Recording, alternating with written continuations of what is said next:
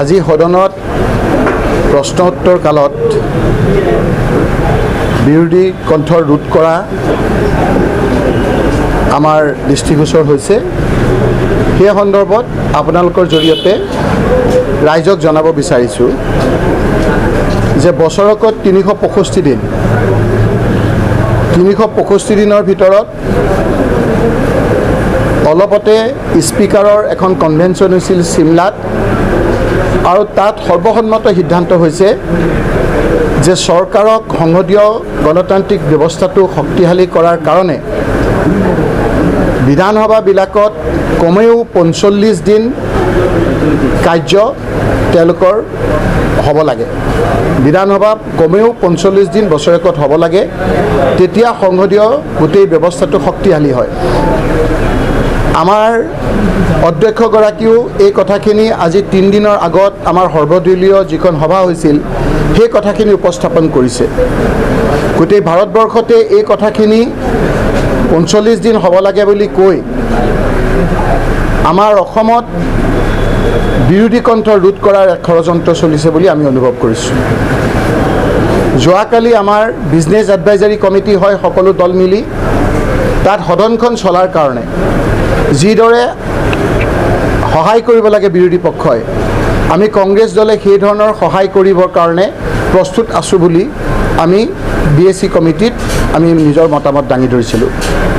কিন্তু আজি দেখা গ'ল যে ঐতিহাসিক এই আমাৰ সদনত পৰম্পৰাগতভাৱে প্ৰশ্ন উত্তৰ কালৰ যি সময় বিৰোধী বা অন্যান্য বিধায়কসকলে পাইছিল তাৰ কৰ্তন কৰা আজি আমাৰ পৰিলক্ষিত হৈছে। আমি বাৰম্বাৰ অনুৰোধ কৰিলোঁ যে পৰম্পৰা ৰুলছ এই গোটেই কথাখিনি চাই আজি যিসকল সাহসত আছে সেইসকল বিৰোধী পক্ষত থাকোঁতেও কথাবিলাক কৈছিল, কোনোদিন আমি এই কথা আপত্তি কৰা নাছিলোঁ। কিন্তু আজি এনেকুৱা এটা পৰিৱেশ হ'ল যে বিৰোধীসকল সদনত প্ৰশ্ন উত্তৰ কালত পৰিপূৰক হিচাপে কোনো কোৱাৰ তেওঁলোকে সুবিধা নাপাব। এই কথাটো আজিলৈকে এই ঐতিহাসিক অসম বিধানসভাত কেতিয়াও হোৱা নাছিল। সহজতে মই বুজাই দিবলৈ বিচাৰিছোঁ যে প্ৰশ্ন উত্তৰ কালত আমাৰ বিধায়কসকলে নিজৰ নিজৰ সমষ্টিয়ে হওক আৰু বিভিন্ন আমাৰ সমস্যাৰ বিষয়ে সদনত কথাবিলাক কয়, আৰু মন্ত্ৰীসকলেও এই কথাখিনি উত্তৰ দিবলৈ বাধ্য হয়, আৰু চৰকাৰে এই কথাবিলাক যোগাত্মক দৃষ্টিভংগীৰে লৈ সেইখিনি ইমপ্লিমেণ্ট কৰে, ৰাইজৰ উপকাৰ হয়।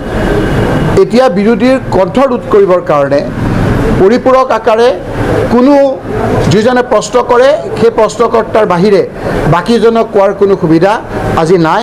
সেয়েহে আজি বিৰোধী পক্ষৰ আজি কংগ্ৰেছ দলে আমি সদন কক্ষ ত্যাগ কৰিবলৈ বাধ্য হৈছিলোঁ আৰু কৈছিলোঁ যে যিহেতু একেখন আমাৰ বিধানসভাত আজি মনত নপৰা দিনৰ পৰা বিৰোধী পক্ষই বা শাসক পক্ষৰ বিধায়কসকলে যিদৰে প্ৰশ্ন উত্তৰ কালত কথা ক'বলৈ পাইছিলে সেই কথা ক'বলৈ সুবিধা দিব লাগে। আজি 45 দিনৰ বাদ দি অসমত যোৱা বছৰটোত মাত্ৰ 26 দিন আমাৰ বিধানসভা চলিছিল। যোৱা বছৰটোত 45 দিনৰ ঠাইত 26 দিন আমাৰ মাত্ৰ বিধানসভা চলিছিল। অৰ্থাৎ আমি কথা ক'বলৈ এনেই সুবিধা কম পাইছোঁ।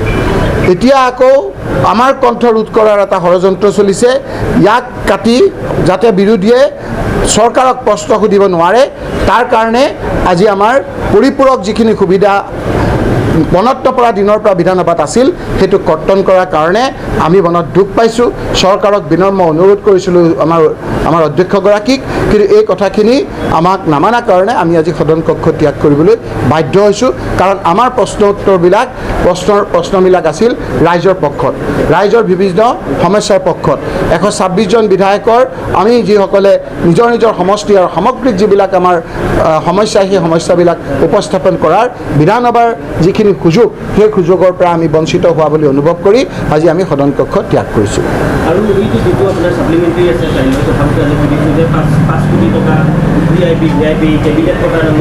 এইবাৰ মাননীয় বিত্তমন্ত্ৰী ডাঙৰীয়াই প্ৰায় 7,986 কোটি টকাৰ পৰিপূৰক মঞ্জুৰি বিনিয়োজনৰ কাৰণে প্ৰস্তাৱ বিত্তমন্ত্ৰী ডাঙৰীয়াই দিছে। এই সময়খিনি যিটো সময়ত মানুহৰ হাহাকাৰ লাগিছে, বস্তু বাহনিৰ দাম বাঢ়িছে, প্ৰত্যেকটো বস্তুৰ দামে মানুহক জুৰুলা কৰিছে। তাৰ উপৰি আকৌ চৰকাৰে বিভিন্ন GST আদি লগাই আজি মানুহৰ ওপৰত মুড়ি পৰ্যন্ত টেক্স জাপি দিছে। টেটু চেপি মানুহক তেওঁলোকে ৰাজত্ব কৰিবলৈ বিচাৰিছে। যিটো সময়ত মানুহৰ উপাৰ্জন কমি গৈছে, সেই সময়ত বিলাসিতাত তেওঁলোকে ব্যস্ত হৈ গৈছে। কালি যি আপোনাৰ মঞ্জুৰি, পৰিপূৰক মঞ্জুৰি বিনিয়োজন তেওঁলোকে দিছে 7,986 কোটি টকা, তাত আচৰিতভাৱে বিধানসভাৰ মজিয়াত মাননীয় মুখ্যমন্ত্ৰী ডাঙৰীয়া মোৰ প্ৰশ্ন উত্তৰত কৈছিলে যে আমি কেবিনেটত জবাব কৰিলে আমি খৰচ ইমান নকৰোঁ। নিজেই কৈছিল মুখ্যমন্ত্ৰী ডাঙৰীয়াই মাত্ৰ 5 লাখ টকা আমি খৰচ কৰিম, আৰু আজি এখন কেবিনেটৰ কাৰণে 1 কোটি টকা তেওঁলোকে মঞ্জুৰি আজি বিচাৰিছে। অকল সেইটোৱে নহয়, VIPৰ কাৰণে 5 কোটি টকা এইবাৰ বিচাৰিছে। যোৱাবাৰ আপোনালোকে দেখিছে মুখ্যমন্ত্ৰীয়ে 20 কোটি টকা কেৱল আকাশত চাৰ্টাৰ প্লেনত আজি খৰচ কৰিছে। বিভিন্ন ক্ষেত্ৰত আজি যি ধৰণেৰে বিনিয়োজনৰ কথা দিছে, এই কথা বতৰাবিলাকত চৰকাৰখনৰ যে কোনো দায়বদ্ধতা নাই, ৰাইজৰ আজি হাহাকাৰ লাগিছে। দোকানবিলাক খুলি বহি আছে, মানুহে কোনো ধৰণৰ বিক্ৰী নাই। এইকাৰণে বিক্ৰী নাই যে মানুহৰ হাতত টকা পইচা নাই। এই কথা বতৰাবিলাকক ৰাইজৰ কোনো, চৰকাৰখনৰ কোনো কাণসাৰ নাই। আৰু চৰকাৰৰ এতিয়া ক'ৰ পৰা দিব? চৰকাৰৰ অপৰিকল্পিত আমাৰ অৰ্থনৈতিক ব্যৱস্থাৰ বাবে আজি চৰকাৰখন, আজি আমাৰ অৰ্থনৈতিক অৱস্থাটো আজি দেউলীয়া হৈছে। য'ত খৰচ কৰিব নালাগে তাত খৰচ বেছি কৰিছে। এখন কেবিনেট যেতিয়া হয়, কেবিনেটত কেৱল মন্ত্ৰীকেইজন গ'লে নহয়। এখন কেবিনেট যেতিয়া হয়, কোনোবা এটা ছাবজেক্টৰ বিষয়ে যেতিয়া আলোচনা কৰে, আগতীয়াকৈ সেই কথাটো সম্পূৰ্ণ কৰি লৈ যাব নোৱাৰে। আমি মন্ত্ৰী আছিলোঁ, কেবিনেটৰ দিনা, সেইদিনা আমাৰ এনেকুৱা কিছুমান কাগজ আমাৰ প্ৰয়োজন হয়, যিবিলাক কাগজ আকৌ বিভাগীয়ত গৈ বিভাগে আনি পেলাই দিয়ে, আৰু তেতিয়াহে আমাৰ পুংখানুপুংখক্ৰমে আলোচনা হৈ আমাৰ কেবিনেটত সিদ্ধান্ত হয়। এতিয়া কেবিনেটবিলাক আগতেই সিদ্ধান্ত লৈ লয় নেকি? আগতেই সিদ্ধান্ত লৈ পেলাই গুচি যায় নেকি? নহ'লে কেবিনেট এখন হ'বলৈ হ'লে এটা বিভাগৰ যিবিলাক এজেণ্ডা থাকে, গোটেই অফিচটোৱে ইয়াৰ পৰা যাব লাগিব। কোনখন কাগজ কি লাগে আলোচনাৰ সময়ত কেনেকৈ জানিব? গতিকে এই কথাবিলাক বহুত চিন্তনীয় হৈছে যে কেবিনেটত আগতে সিদ্ধান্ত লৈ কেৱল ক'বলৈ কাৰণেই যে আমি অমুকত কেবিনেট পাতিছোঁ, আৰু সেই কথাখিনি কৈ পেলাই এটা জনপ্ৰিয়তা ল'বৰ কাৰণে এনেধৰণৰ কথা কৰিছে নেকি? গতিকে গোটেই ব্যৱস্থাটো আজি খুলুক-ধুলুক হৈ গৈছে। ইমান দিনে থৈ যোৱা আমাৰ ঐতিহ্যপূৰ্ণ লোকসকলৰ আজি গোটেই ব্যৱস্থাটো আজি হুলুক-ধুলুক হৈ গৈছে। সেইকাৰণে আমি আজি কৈছোঁ, চৰকাৰ অলপ মাটিত নামি আপোনালোকে ৰাইজৰ দুখ দুৰ্দশাৰ আজি খবৰ লওক। এইবাৰ বিহুত মানুহৰ হাহাকাৰ লাগিলে, টকা পইচা নাই। বিহুত নিজৰ ল'ৰা ছোৱালী, নিজৰ নাতি নাতিনীক এপদ বস্তু দিবলৈ পৰা নাই। মানুহে বিভিন্ন দোকান পোহাৰ আজি বিক্ৰী বাৰ্তা নাই, তেওঁলোকৰ ভাড়া দিবলৈ পইচা নাই। খেতি বাতিত আজি আপোনালোকে চাওক বিভিন্ন ধৰণৰ সমস্যাৰ সৃষ্টি কৰিছে।